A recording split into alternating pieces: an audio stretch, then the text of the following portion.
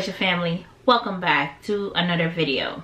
So, you know, TikTok is my spot. I'm on TikTok, I'm on the autism community, and there's a mom, living with Lilac is her handle, and Lilac is such a beautiful soul.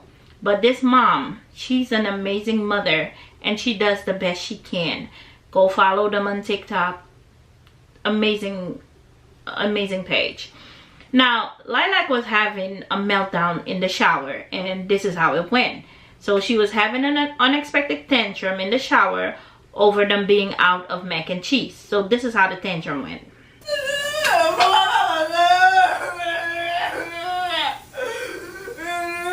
We're all done. Stop. Don't spit. We're all done. We can turn the water off. Now, I told you guys I have my issues with autism hashtag on TikTok because it's very controversial. And we as parents, all we want to do is get through the day. We don't have time to be arguing and beefing with people on the internet when we're the one who live with the situation. You know what I'm saying? Okay, so the mother posted that video and people came for that woman. Like, I promise you, came for the mother for posting that video. But she picked one comment in particular, and the comment said, as much as I heavily relate to what she is going through, it probably isn't the best idea to film such a vulnerable moment, let alone the audio. If Ramsey is doing something and the mother, me as his mother, chooses to film it and put it out there. The mom didn't put Lilac's face. She just put the audio. Even that is a problem. Let's not take autism as an example. Let's take epilepsy as an example.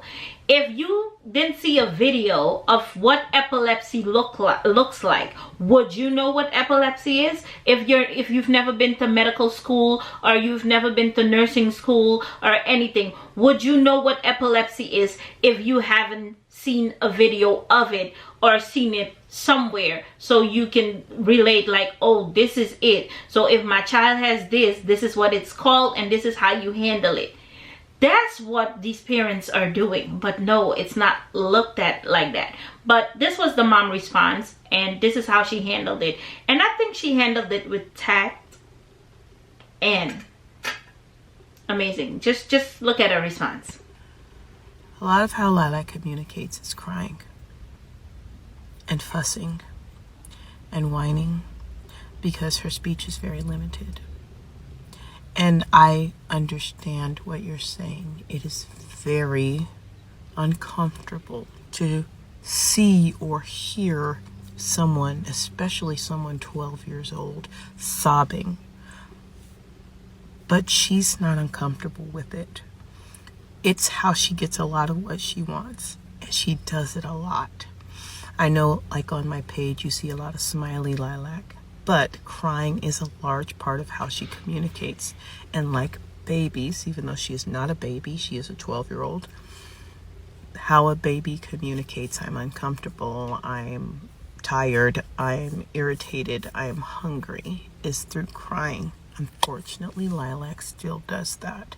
And it feels like it must be a huge vulnerable moment for you to like cry when you are 12 years old. But in her case, it just isn't. It's just communication. And I weigh out what would hurt her or what would be helpful for people if I make this video. A lot of people do say, oh, this is going to hurt her. And I ask how, and no one has an answer. It just will. And I'm like, how? And they're like, it just will. So I'm like, I don't see any real tangible or like actual results of her being hurt by this. But I do like the idea that I am showing people, don't hit them, don't yell at them, don't antagonize them. Stay calm, stay kind, and stay quiet when they're feeling this way, and it'll eventually pass, which is what happened. I told her I was going to go to the store and get more mac and cheese. I had to say it about 4 times. She understood it, and we were good. And people send me messages all day like, I get so upset at my autistic child. I get so upset at my intellectually disabled child. I'm screaming and yelling, and I'm not calming down, and I'm seeing you calm down and redirect, and I know that that helps them. So I know those videos help autistic children. I just not clear on how it hurts her. So as you can see, that's the mom response, and that is my response too, because people do come at me sideways, believe it or not. Oh, why do you put Ramsey out there? Why would you make videos about them? Even family members. I simply tell them, you do not have to be related to me. Nobody has to know that we share a DNA. Like, just act like you don't know me. If the word autism makes you feel so, you don't know us, it's okay.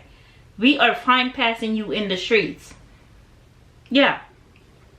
I don't see how me bringing awareness to autism hurts my child. I don't put Ramsey out there in any type of position that is uncomfortable or whatever. And if as an autism parent you want to educate the masses, you have to do that by showing certain stuff. But it looks like people are comfortable living in a fairy tale because all they want to see is smiles, giggles, and good things. When that's not the reality. That is not our reality. In our world, we have smiles, giggles, I'll knock your teeth out. We have bites, we have fights, we have this.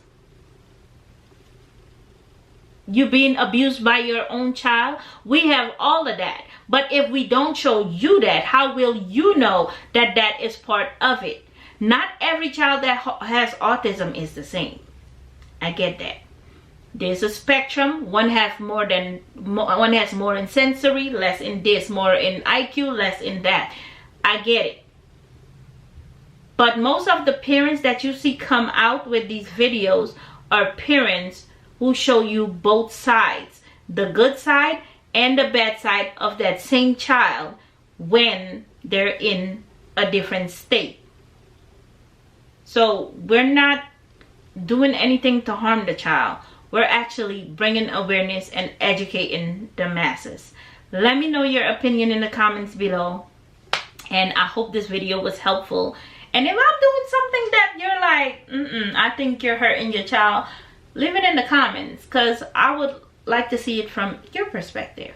I may not agree, but you know, we all have an opinion.